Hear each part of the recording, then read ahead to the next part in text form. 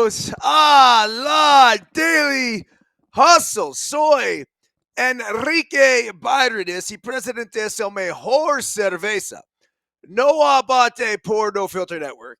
Miguelito Santiaguito, not with us today. Will the Thrill Clark, not with us today. I take that back because he was with myself, Joe Giuseppe Pepe Manueli, and Leslie Short just a few minutes ago as we tested some tech.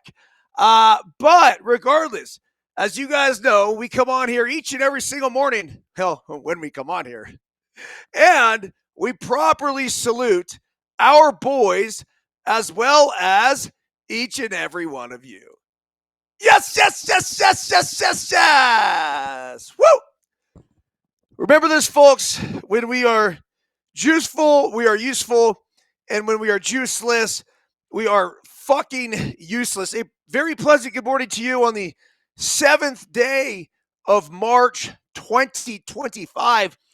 And we've taken a little bit of a break from the Daily Hustle. Had just a lot going on with pickleball, was in a tournament down in Tucson, and then we had ski racing, and then it was baseball last weekend in Houston. So have been able to get the Deuces Wilds in with Thrill every Tuesday, 6:05 p.m. Pacific time on that one if you'd like to join us live.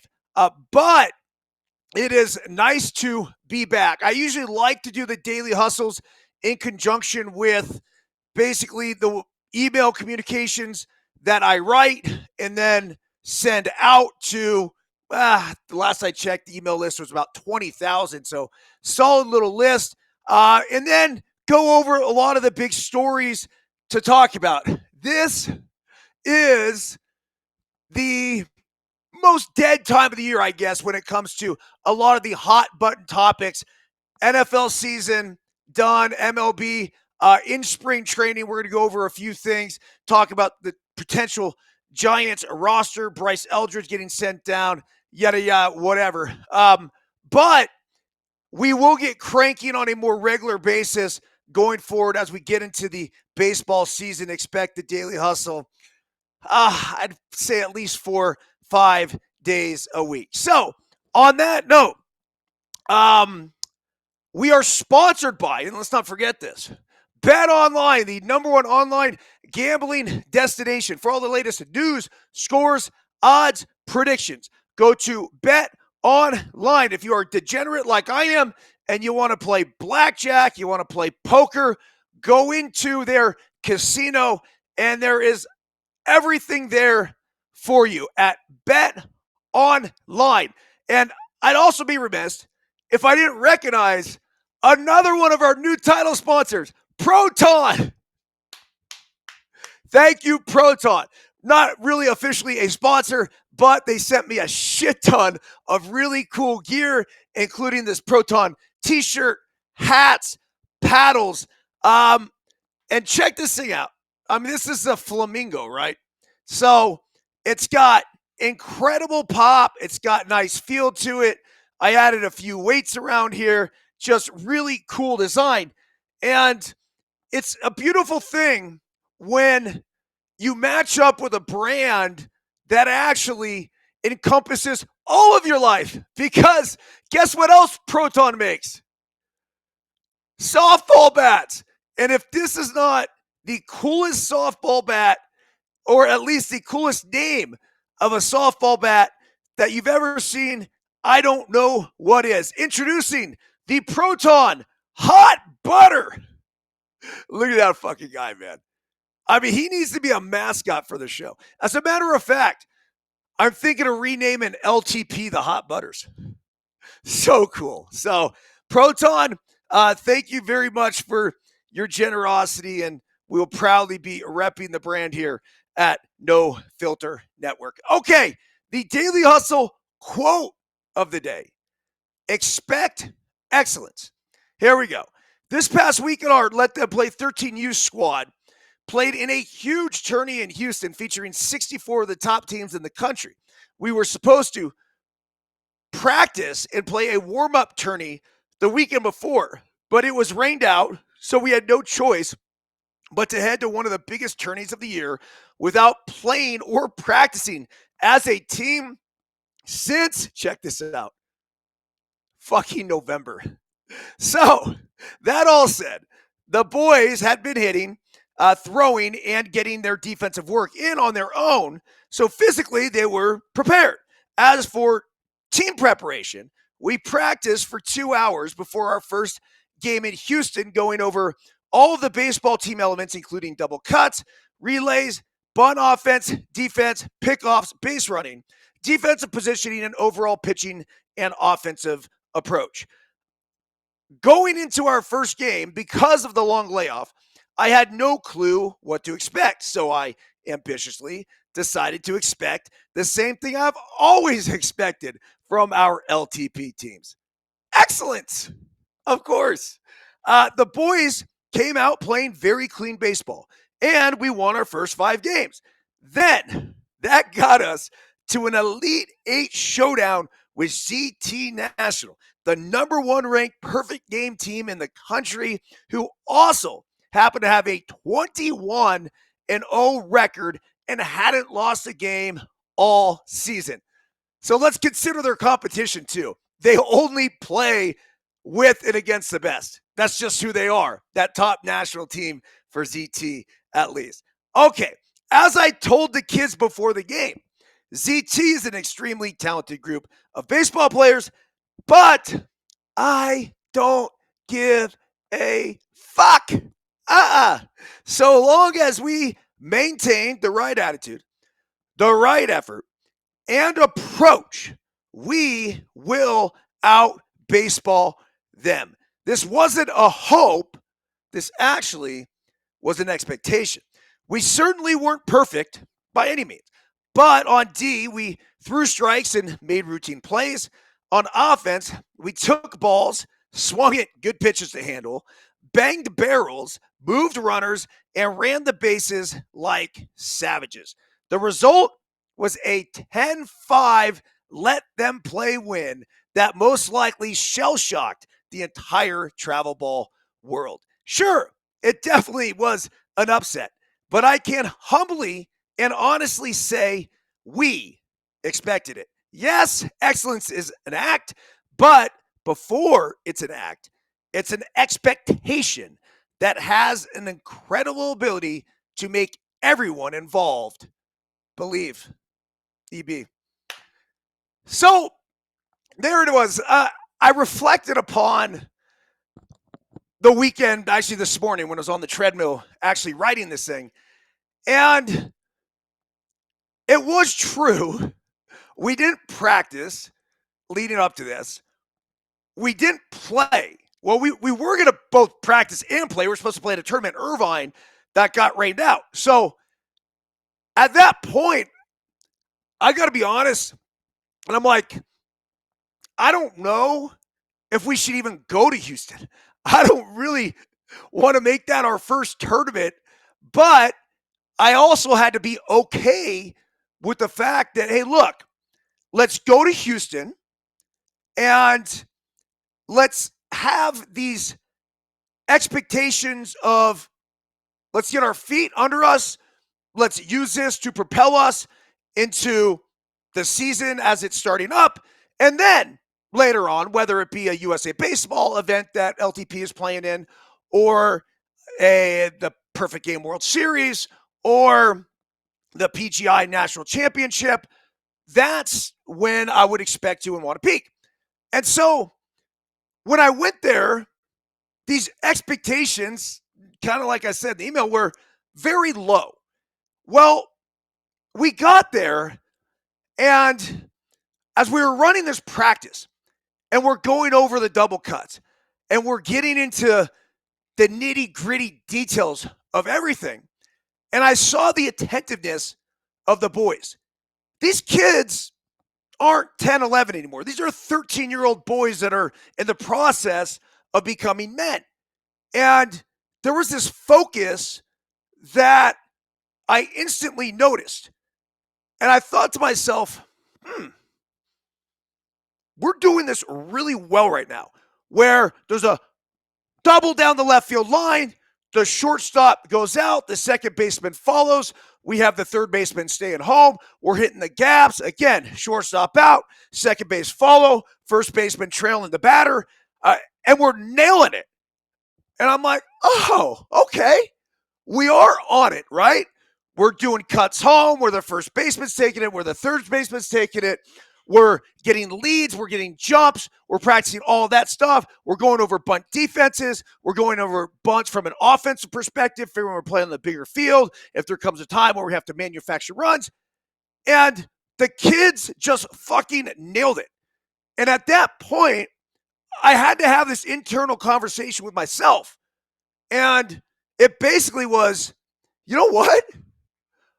I'm going to expect the same thing I've always expected.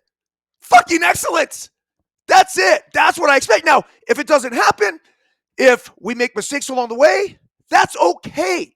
But this is a group of players that has the ability to go out there and execute. Physically, they can hang. And from a mental standpoint and from an approach standpoint, in my humble opinion, I think we're as good as anybody, if not better than anybody in the entire country. So, all of that being said, we got into the games. We had a 6-3 barn burner against the first team we played, I think the Desert Devils. It's the second time we played them. Very well coached, very competitive team. We then played a Furia team. Furia had two teams, Furia National, Furia American. This was a Furia American team. Now, ironically, we ended up getting eliminated in the semifinals from the Furia National team. But then after that, we played a team that was out of the East Coast, this ghost team with a bunch of Pennsylvania kids, throttled them. I don't think they played together very much. It's sort of a put-together team, but that got us in a bracket play. We had a battle against the Padres scout team. This is as talented and as big of a group that I've maybe have seen to this point. I felt like every one of their guys was at least 6 feet tall. Every pitcher that they brought in, throwing cheese, and it was a battle. We ended up walking it off, Ryder Cerna off the top of the wall, 5-4 LTP wins that got us to the next game, which was where we faced this Nats team. They were from Tennessee, a lot of the best players from that area. Very good baseball team. They were 5-0 at that point. We ended up prevailing, actually, jumped on their starter real early and never looked back. I think the final score is like 13-3. And then that set up the matchup with ZT National. And once again, baseball is such a beautiful game because you can't out-physical your opponents. Makes sense?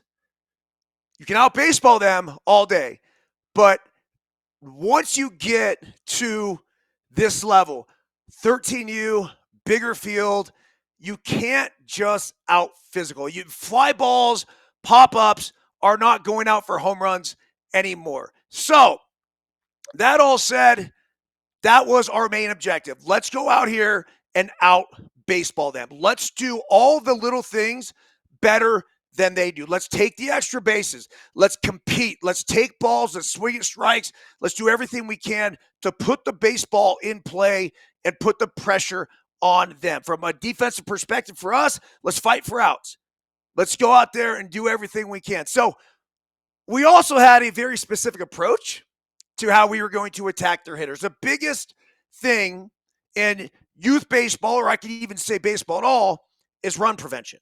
So when you're going up against a team that averages 15, 20 runs a game, the question becomes, how do you limit that? So there's a philosophical approach that is a proven winner. And it needs to be executed, because if it's just not executed, none of it fucking matters. But if you have the right guy on the mound that is able to go out there and execute that plan, then that kid is going to put you in a very good position to potentially win that game. That's exactly what happened. So real proud of the boys. Just ran out of steam. I'd love to say, I want to say love to say, that we ran out of pitching, but we didn't. We still had Frankie with a full slate of pitches who throws 80 plus miles per hour going up against a Furia team. The issue is with someone like Frankie and somebody like Furia is they bang heaters, man. So they were on him from the get-go. They got a couple of lefties at the top of the lineup just slapping it. And then you get into the heart of their order, and they are dangerous, man. I mean, they have some kids that were just, it was pretty impressive to watch. So we then tried to put out the fire. We went to Seabass. He did a good job just throwing strikes, trying to mix up speeds, and then finished with Teo, the lefty. That was it. I think all three of those kids are capable of shutting down a team like Furia or any other top national team, but they have to be on and they got to execute.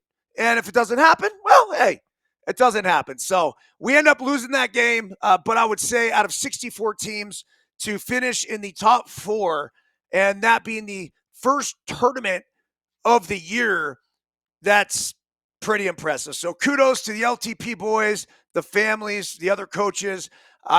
Terrific showing, terrific representation of the program and what we're capable of. Very, very humbled and very grateful. Now, that said, there is still so much shit that we could clean up. We by far, even in this ET game, did not play a perfect game. There were a couple mistakes that we made defensively. From a pitching perspective, as well as Levi pitched, there were a couple pitches I think we would have liked to have back. They scored 5 runs on 2 hits. That was fucking crazy. I just saw the box score the other day. I couldn't believe it. I'm like, holy shit, they had 2 hits. That was it. 2 hits. So we could do a better job, at least from a walk perspective, just giving them free bases, no bueno. And then, from there, we just got to make sure we make the plays. You make all the plays you should make. I don't need the spectacular play made every single time. Every now and again would be nice, but we do need that routine play made. Joe's chiming in here. He says, questioning your thoughts, EB, in 10U baseball, and a team has a roster of 12, but playing a 10-man lineup with the extra hitter and the double switch. I don't know, Joe. I would tell you that we traveled to our tournament with 11. I hate, and this is true, not hitting everybody. They're just too young, especially at that age. And then the question becomes, well, if the kid is on the team and he's a good pitcher, but he can't really hit, and, should I hit him? Should I not? I always err on the side of, yes, you should hit him, because if he is a good pitcher, he has the potential to be a good hitter.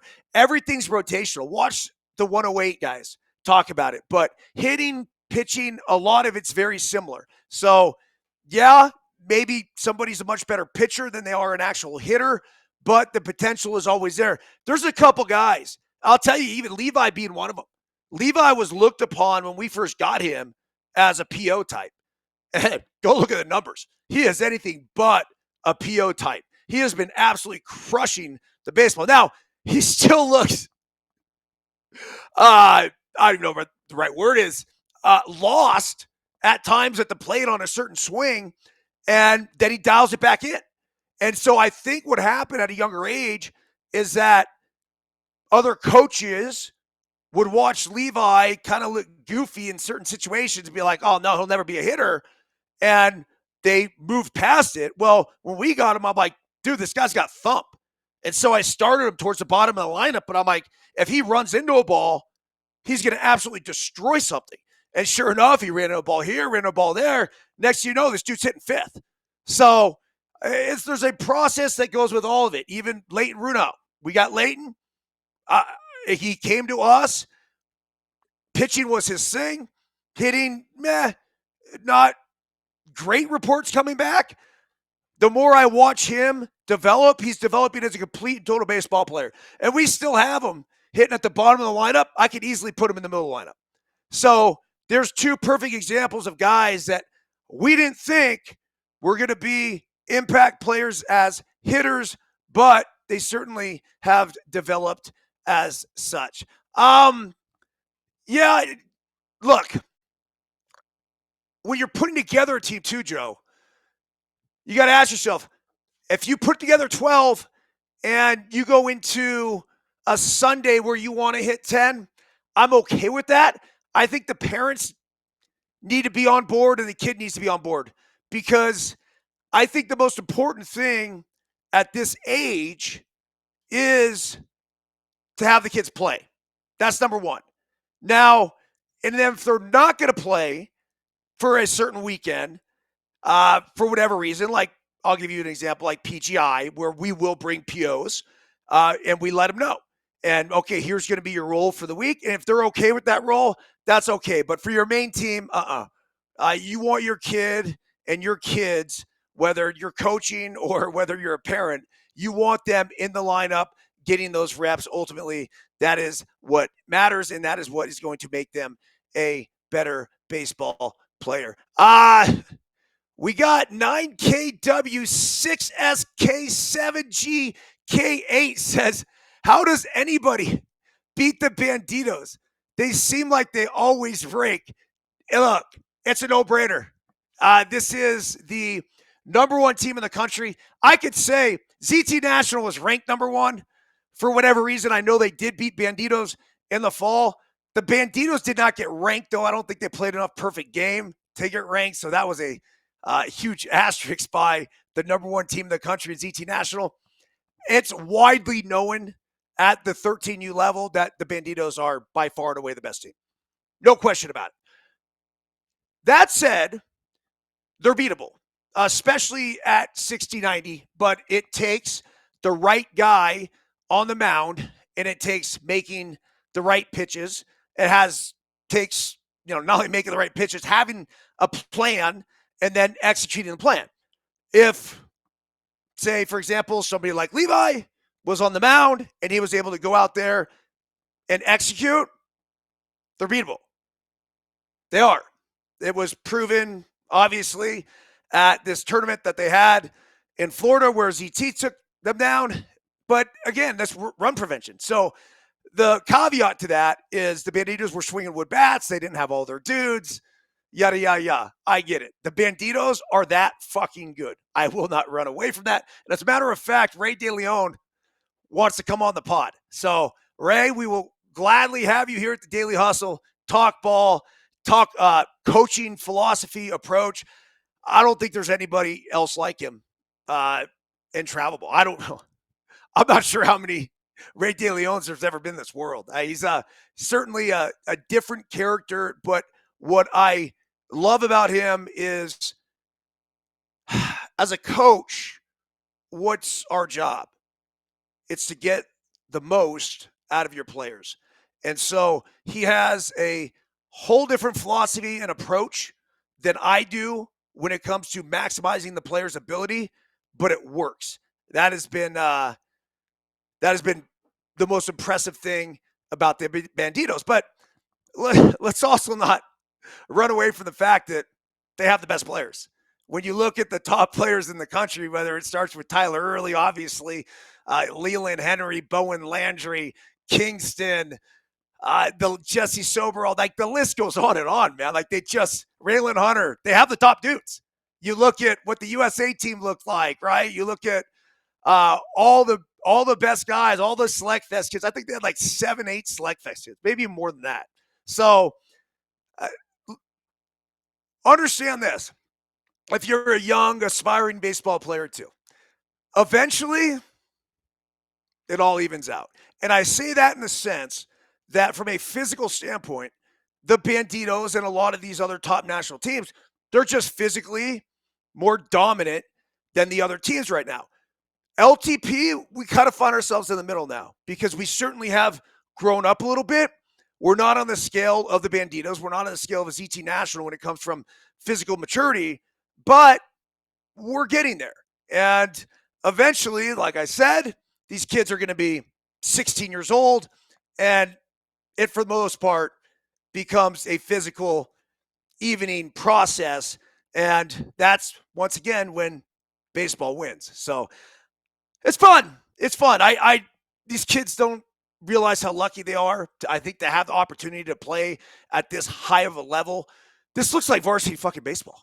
I mean, I just watched a varsity game not too long ago. I'm like, these 13 new teams could go take them right now. But anyhow, let's get to the Fab Five, the stories we can't ignore, starting today with a firing squad is executing Brad Keith Sigmund.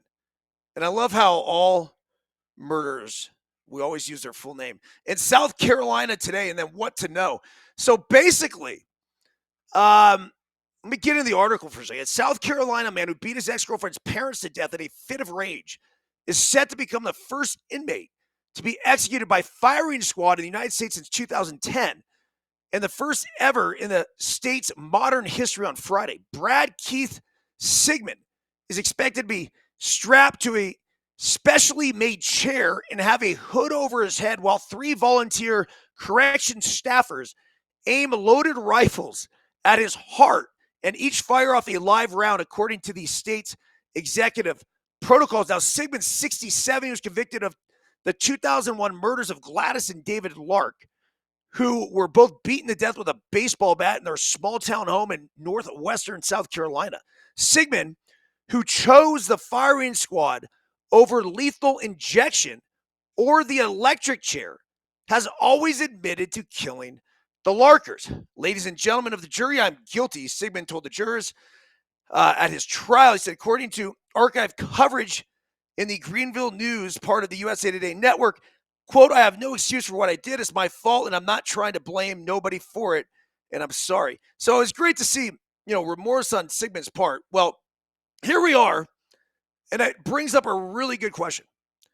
You guys know we like to play start, bench, cut here on the Daily Hustle. So I present to you guys this. Start, bench, cut. Firing squad, electric chair, lethal injection. So your start would be the one you choose. The bench is the one you would choose second. And then your cut is the one like, nah, I'm good. Not interested in receiving that treatment. Okay. Because this is a show of one right now, I'll go with this and then let you guys chime in the chat. I'm cutting the firing squad. No fucking way, man. I mean, yeah, you got three professionally trained riflemen from pretty much point blank range going after your heart, but what if it just misses here, just misses there, and then it's just slow bleed out, bad death? Cut. See ya. I'm going to bench the electric chair. Just the thought and idea of the that's rough. Really, really rough. So that will take a back seat. And then you start lethal injection. I mean, it's just a drip, drip, drip, gone. So just curious.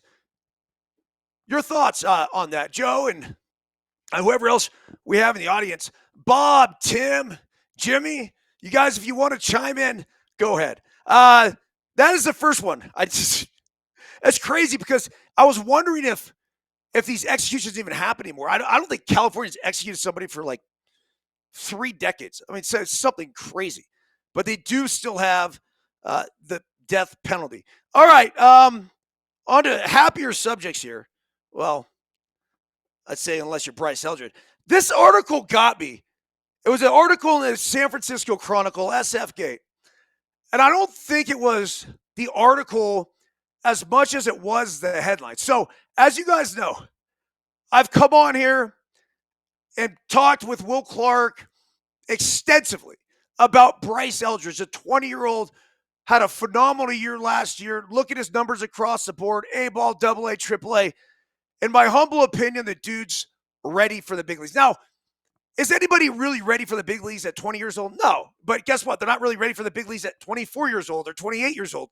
It takes time getting to adjust and everything else. The talent's there. He's going to have to make a few adjustments here and there, but so is fucking everybody. So Bryce Eldridge started off the spring with this monster 450-foot home run. He had another hit, and immediately it brought up the conversation. Is he ready for the big leagues? Now, Will tell you that defensively, he's not ready. I'm like, okay, I get it. His bat plays right now. So if he could go out and play first base a handful of days and then get all his early work, extra work, continue to train defensively as a first baseman to get him comfortable over there, you could DH him. There's all sorts of things you could do. But if he is raking like he did last year, I just don't think the Giants could afford to keep him in the minor leagues for very long. Now, that said, since Will and I had this conversation, Eldridge went 0 for 12 or whatever the number was, struck out 8 of 12 plate appearances. And then from there, got sent down to the minor leagues. So they didn't even give him a chance. This one's interesting, though. If you look at the shot of him hitting, I mean, just right there, that tells me a little bit of how and why he was struggling. That's a big leg kick for a dude that's 6'7" and has a lot of moving parts. When you're 6'7", you want to simplify as much as possible.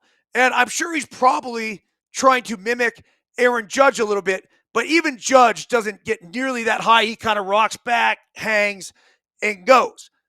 So, that all said, yes, Eldridge will need to make adjustments, but this article that says SF Giants send top prospect back to minors after an absolutely brutal spring. I mean, that's fucking harsh, man. And not only harsh, I just don't think it's correct. I mean,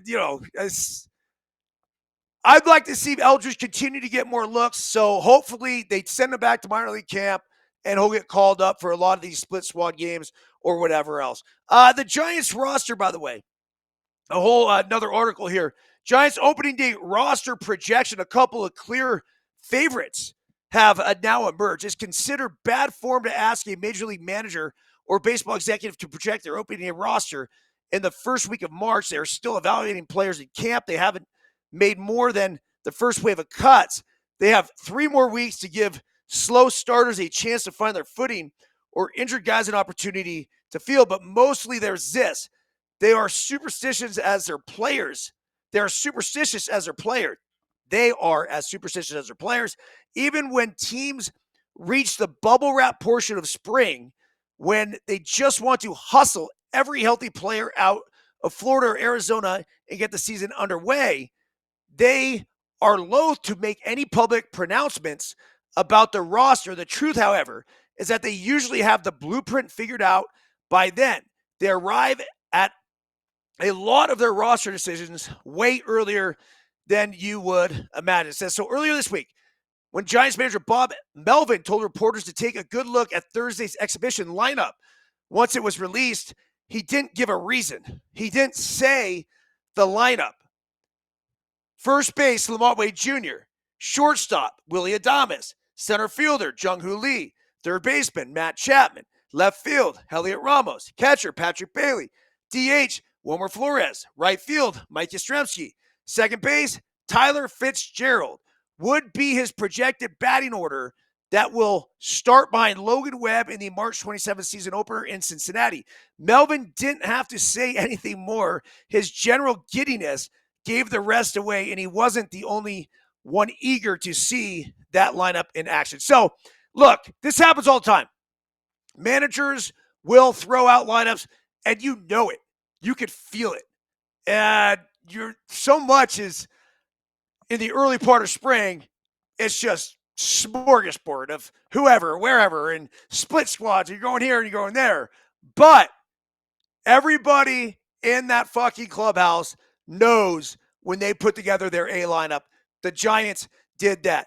Can there be changes? Will there be changes? We shall see. So they're saying here that the result of that lineup, by the way, Chapman homered twice, Lee went deep, and so did your Skremsky. The Giants continue to receive a steady stream of strikes from a pitching staff that is impressed. From Webb to a group of non-roster invitees, Giants officials like Zach Maniason, Paul Bean, and Jeremy Shelley were already well on their way to compiling before ownership changed regimes in October and replaced Zaidi with Buster Posey, projecting the opening day roster during Zaidi's years. That was a complete, fully exercise. Yeah. All right. So this is what they're looking at right now. If they are to project, starting pitchers 5. Logan Webb, Justin Verlander, Robbie Ray, Jordan Hicks, Landon Roop. Interesting. Bullpen, Ryan Walker, Tyler Rogers, Camino Duvall, Eric Miller as your lefty. Sean Healy, Randy Rodriguez, Enny Romero, and Lou Trevino. Catchers, Sam Huff and Patrick Bailey. Infielders, Lamont Wade Jr., Tyler Fitzgerald, Willie Adames, Matt Chapman, Wilmer Flores, and Brett Wisely. Outfielders, Jung-Hoo Lee, Elliot Ramos, Mike Yastrzemski, Luis Matos, and Gerard Encarnacion, who I think we'll see a lot in that DH role as well. So, whatever. It's still really, really fucking early. Really, really early. By the way, let's hit this. This is fun. Who's turning heads at spring training? MLB GMs, managers pick top players from each team. So we'll go over a couple of these guys. NL East, the Atlanta Braves, Daisbel Hernandez, a right-handed pitcher. Hernandez had a stellar season in AAA last year, posting a 2.59 ERA over 33 appearances, 52 strikeouts, and 41 2/3 innings. Obviously, a formidable reliever. This is from Alex Anthropoulos. He says Hernandez is throwing the ball very well so far in camp and looks to be building off a strong finish to 2024 season. The Marlins, they have Ryan Weathers here.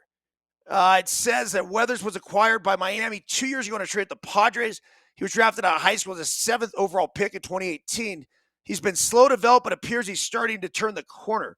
Last season, a 3.63 ERA, 16 starts for the Marlins. But opponents hit 193 against his changeup, which is his best pitch. So look out for Ryan Weathers, the lefty out of Miami. And Mets, how about Max Krenick? Krenick was claimed on waivers by the Mets in January. After more than 7 years in the Pirates organization, 11th round pick out of high school in 2016. He made 11 appearances for Pittsburgh from 2021 to 2022, but hasn't pitched in the majors since. Last year, he had a 3.82 ERA over 70 innings in AA and AAA. Then the other one with the Mets, they have Brett Beatty. This will be fun to watch, Beatty. I mean, otherwise known as the recipient of the Chevy Tahoe that Juan Soto gave him for number 22. It says Beatty had to be disappointed when the Mets re-signed Pete Alonso to play first base, which means Mark Vientos will remain at third base. Remember, Vientos had a monster year. Essentially blocking Beatty at the corner. However, the Mets are still high in him. Last year in AAA, Beatty hit .252 with a .349 on-base percentage and .504 slugging. I mean, those are big numbers. He had 10 doubles, 16 homers, 45 RBIs across 230 at-bats. So look for Brett Beatty to make an impact this season at some point. Right now, he's just providing the Mets a ton of depth. The Phillies, Gabriel Rincones Jr.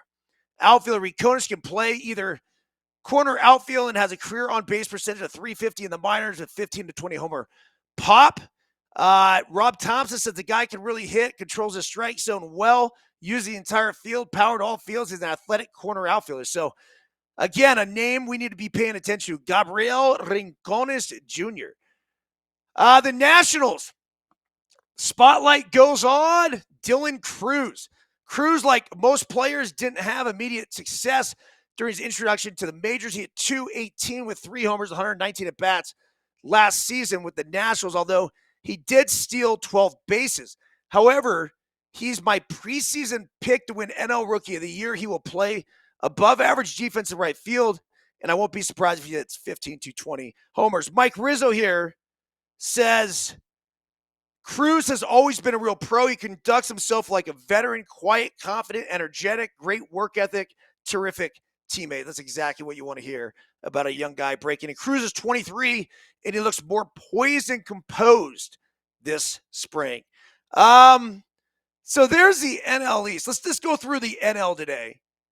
And then if we do a daily hustle this weekend, or we're doing it on Monday, then we'll go back and do the American League. Kevin Alcantara, an outfielder for the Cubs. He slashed 278, 353, 428, 14 homers, 61 RBIs, 14 bags, and 18 attempts. The 22-year-old should be major league ready. Jed Hoyer says spring is meaningless. I assume whoever looks good will have a 520 OPS in April. What a great quote. Oh, that is the truth. Michael Busch.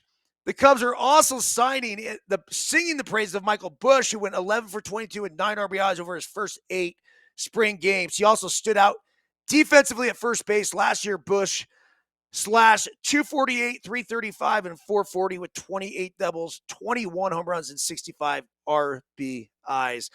Carter Hawkins, the GM, says Busch should be in the Gold Glove conversation and has made consistent loud contact all spring. I think that's the thing you're looking for in spring training.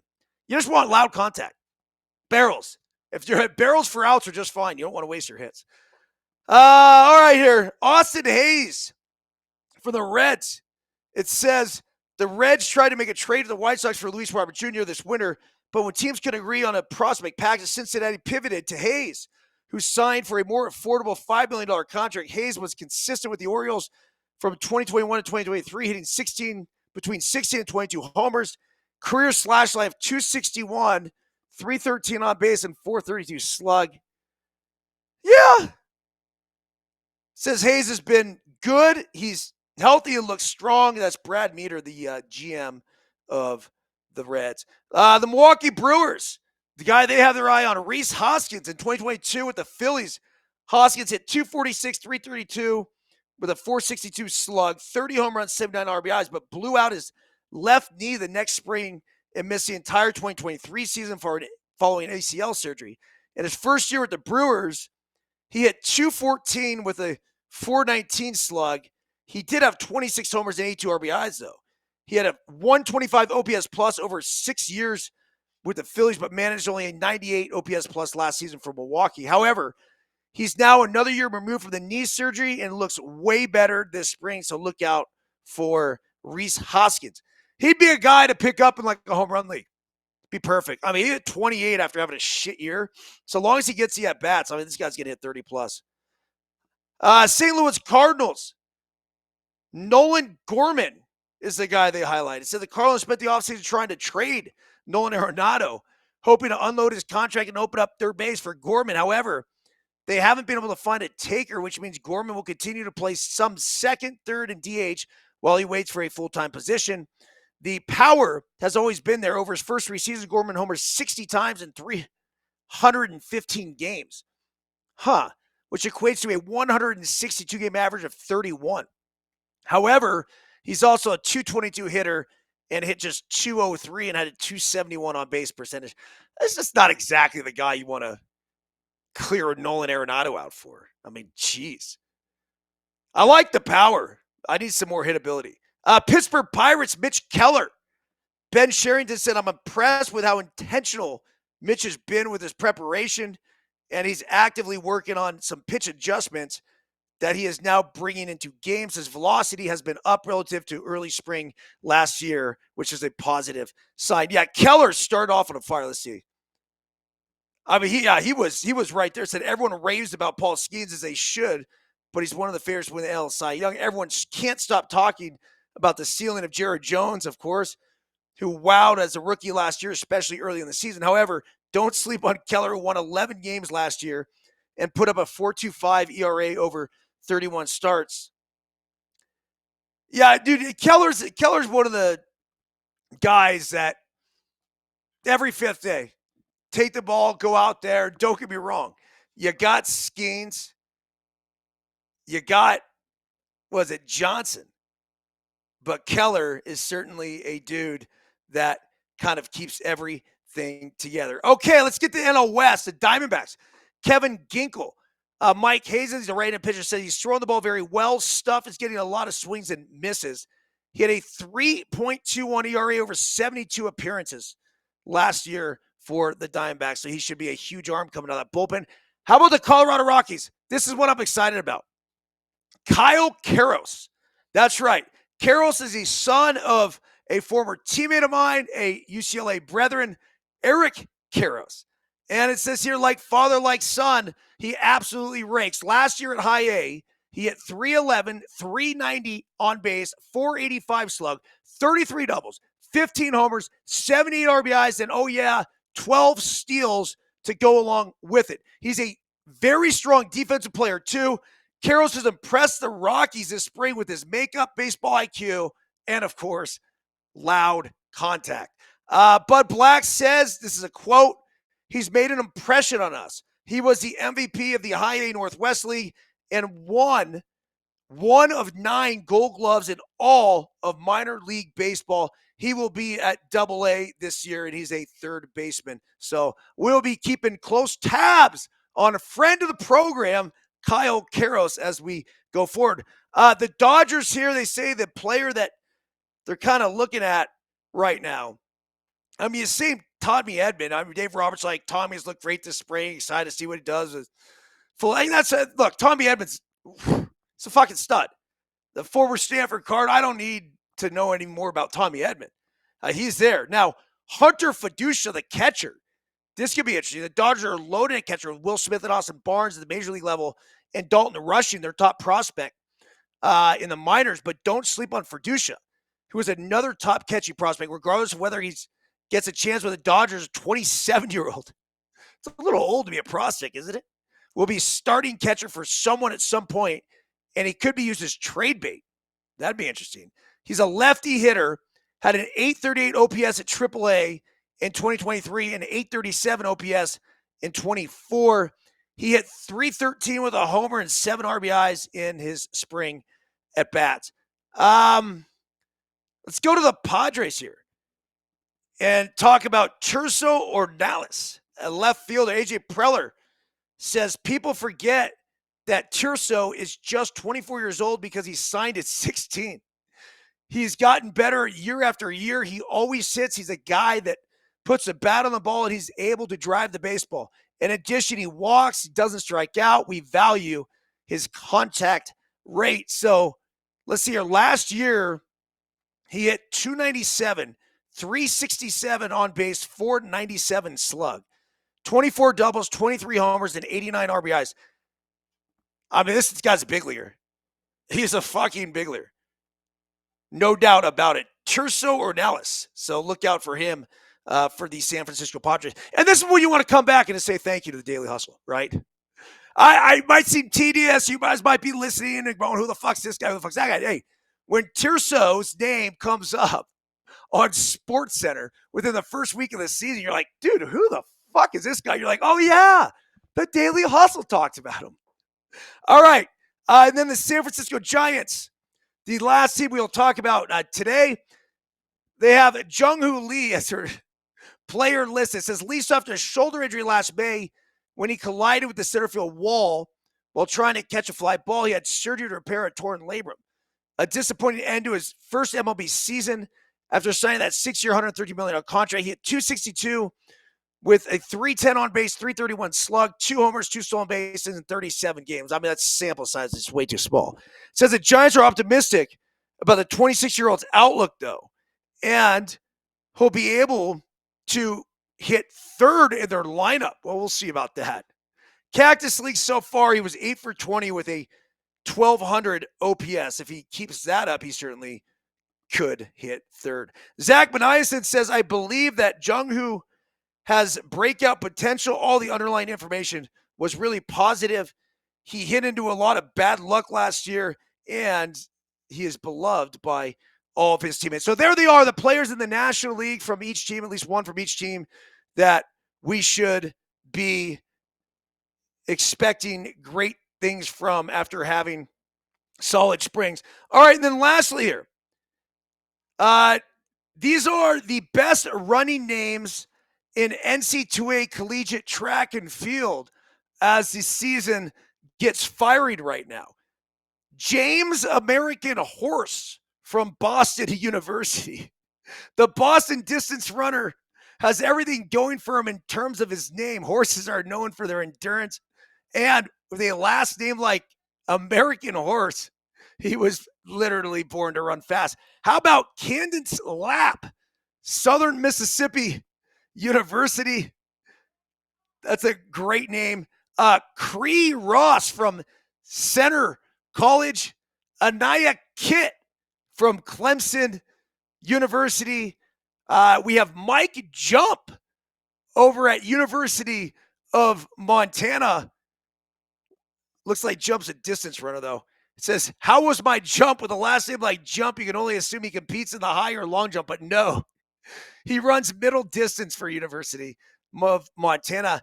Bree Rin from University of Utah. Tony Trucks from University of Houston. Trucks aren't exactly known for their speed nor the 110 hurdles, but this is an award-winning name as one of the top-ranked hurdlers in the NC2A, Tony Trucks. Honorable mention, by the way, Joe Fast from Princeton University. So there's some fun names as the college track and field season get underway. All right. I've outstayed my welcome here on the Daily Hustle. Thank you all for joining. John Emmanuel Ramos Henderson from Makati City in the Philippines. We're international once again, motherfuckers. Always with us in spirit, in beauty. Back on with the Daily Hustle as we get into next week. Like I said, we're just going to try to make these a lot more consistent going forward. And then if you're listening on the Deuces Wild feed, we will be back with Deuces Wild on Tuesday. If you want to watch live, go to nofilter.net, 6:05 p.m. And if you want to watch the Daily Hustle live, we're usually recording this anytime between 8 a.m. and typically noon, Monday through Friday. It's just that varies a little bit more. So pay attention to the schedule on No Filter Network. And if you're not on the email list, sign up for my email list where we'll be able to blast out a lot of the Daily Hustles. Will go out to the emailers first or on social media first, and then try to draw you guys back here to watch or listen to the pod. If you are watching or listening on Apple or Spotify, on YouTube, wherever else, if you guys could leave a review, 5 stars if you're feeling generous. I guess I'd take 4 if you guys think I suck. But the responses are big, and they certainly help. So, all right, everyone have a fantastic weekend. That's it.